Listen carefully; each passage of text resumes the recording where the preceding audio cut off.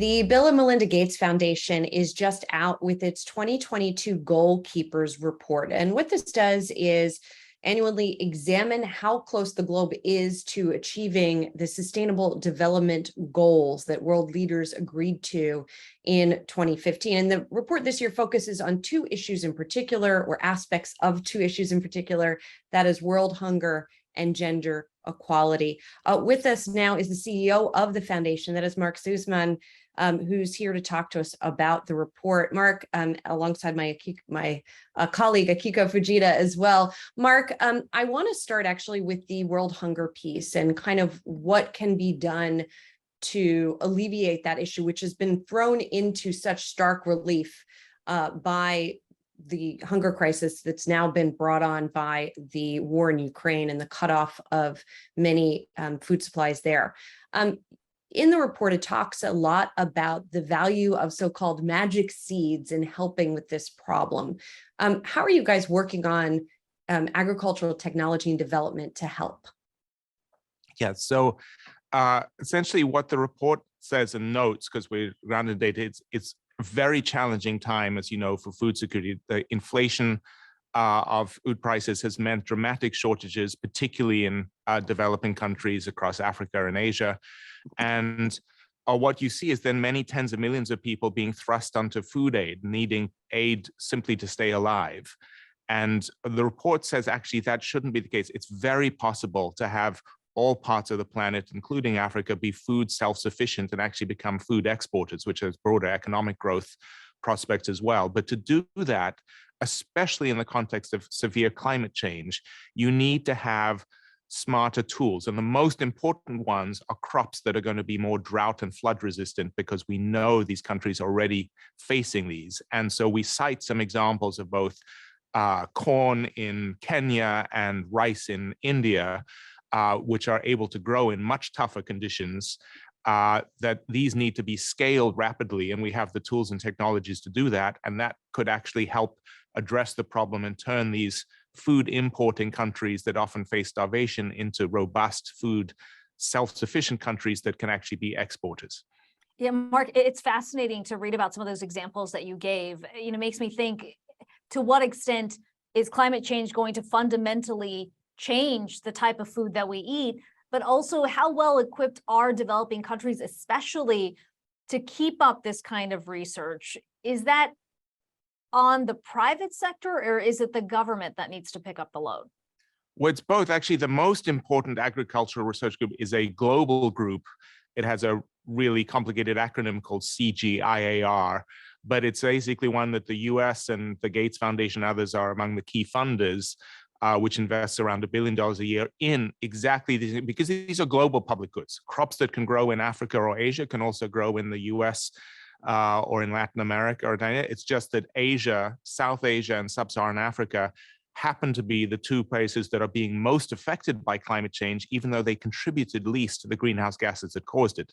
But the global research that can create these public goods should come from these, and that's a mixture of universities, academic institutions, private sector partners, and related groups working across key crops like maize, corn, wheat, rice, but also some of these crops that we don't really eat in the United States, like cassava or millet, but are actually really important staple crops in many countries in Africa and Asia and Latin America.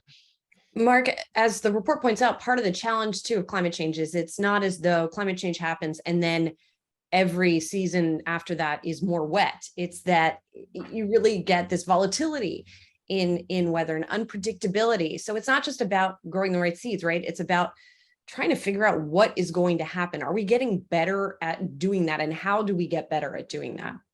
Yeah, it's a great point. And so one of the tools that we have, and actually this is something that gets used commercially in the US and is starting to be, is using what we call adaptation atlases, where you use digital soil health mapping from satellite health mapping that actually analyzes at a granular level the chemical composition of the soil, which we now have the technology to do anywhere on the planet.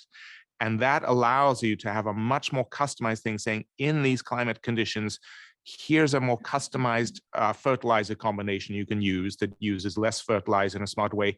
Here's exactly the kind of crop or the kind of seed that will be most responsive in that soil. And by doing that, you can actually massively improve productivity and the resilience of the crops.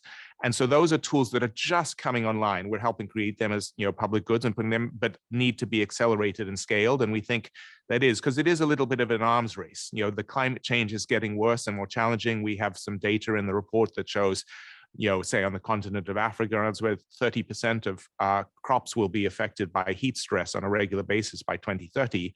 But we think we can get ahead of that curve with these investments and some of the additional surround supports, because you've then got to create a better markets to take up and purchase the crops. There's also, interestingly, we don't talk about in the report, but there are opportunities to do more drought resistant livestock. We've been part of doing something which is a term I hadn't used before called dual use poultry, but where we've been working to develop, and we actually have a partnership with the government of Qatar that's investing in these drought resilient chickens, which actually are more likely to survive in droughts and provide eggs and meat. And so provide then income, in this case for women farmers who are more likely to farm chickens. And so there are lots of those kinds of opportunities. Mark, let's talk about gender equality. The number that stood out to me in this report is the one that's been released by the World Bank. Difference in expected lifetime earnings between men and women is twice the size of the world's annual GDP. We're talking about $172 trillion. I mean, that is a staggering number. To what extent do you think tech can narrow that divide?